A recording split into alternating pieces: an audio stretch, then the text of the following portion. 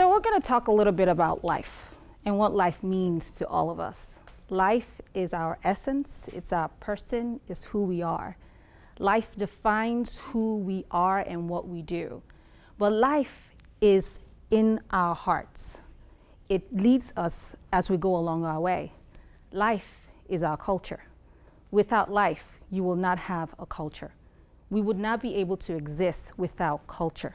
Culture is who we are as a people.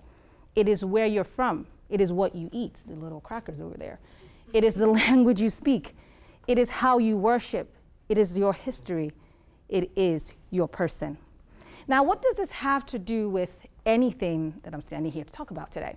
Now, as you go about life, your life is in your person, as I said, and that is your health. You can't have life without having health. You can't have health without knowing your culture. But as you go around and trying to figure out how you exist in your life and your culture and how you go about accessing health care, quality health care in your neighborhood, in your community, these things drive what comes your way. The level of quality health care that you get, the color of your skin, the level of education you have, your economic status, where you live, your social context, the languages that you speak impacts the kind of healthcare that you receive.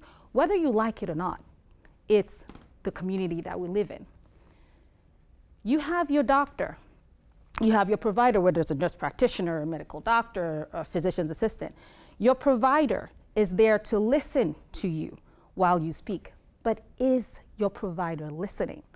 You're speaking, you're shouting, it's bouncing off. Are they hearing you as you speak? Are you communicating well? Now, what does that do? What does this mean? One or two things could be happening here. It's either he or she are hearing you, or they're not hearing you, or they can't understand what you're saying because of how you're speaking. What you're saying, does it matter? How does it matter? Are you speaking English? What language are you speaking? Now, there are language barriers, and that impacts us in every different way. But here in healthcare, when you go to see a physician or your provider, whoever you see for your healthcare, you are going there to get the quality of care that you deserve because you know that you deserve it. You go in there knowing you're right, I need this care. Now, what kind of barriers come with your language, and how can we breach that gap? Now, we have language translators in many hospitals. Those services exist today, right? Now, are they accessible? Those resources, are they easily accessible to you? What can your physician do or your provider do to make sure that this barrier goes away? We'll talk about that as we're going on. Then you go into the hospital and you are looking for care, but you are there, your provider is there, but your provider is not actually there. Your visit becomes an invisible visit because you are saying to your provider, I am in pain and I can't do this. I need medication, I need help. But is your provider listening to what you're saying, or is the provider just standing there and just being there because you are there and they're not listening to you? Then we have stereotype. Your doctor or not provider, any provider, whether it's a social worker, whatever it is in healthcare, because you look a certain way, you have your hoodies on, you have your glasses on, you have a big jacket on, and they profile you and say, because you look this way, then you're an addict. So you're gonna go to this facility. Are you being heard?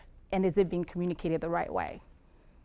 Then this leads to a lot of things: insecurity, homelessness.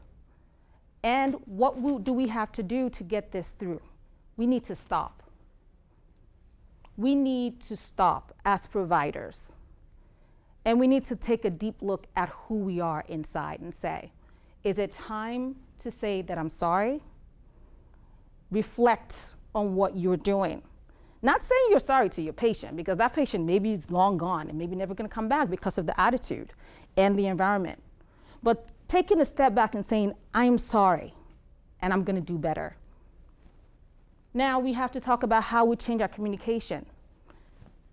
you see the person on the left on that side saying, you need to make better your method of talking. And the other person replies, do you mean that I need to improve my communication skills? Right there is a gap. Right there is a gap. But we have to focus on the patient. It is patient-centered. We can't go in to see a provider and the visit is invisible. Everything is on the patient. The judgment goes out the window. Everything else goes out the window. The color of the skin, the zip code, whatever it is goes out the window. The stereotype, the implicit bias goes out the window. It is all about the patient. We focus on technology. We use technology to simulate reality, the reality that we want. Oh, this patient is coming in today. It flashes on your screen as a provider. This patient has reported a pain level of 9 out of 10. What should you do? Should you go back and look at the patient's ethnicity? No. Treat that patient. Get the patient the help that they need. Training, going back to medical school and starting there to train our providers to do better. And what about the providers that are already in the market? Have more training programs to educate them on what the meaning is, what culture is, and what culture means, and what life is, because these people save lives. That's what they're supposed to do. Now, good health care is what we're all entitled to as people. It is an entitlement. That is why we're leaving. That's why we're people. Whether or not you have Medicaid or commercial health care should not matter. You have health care. And it must be patient-centered. It has to be timely, efficient. It has to be safe, effective. It must be equitable. So as you go about your day, and as you go about your day, and as we go about life, you think about culture, you think about healthcare, you think about your person, you embrace who you are. We know that as we go about, we're judged for different reasons, but leave this place knowing that you're entitled to safe care, you're entitled to equitable health care, wherever you may find yourself. Thank you.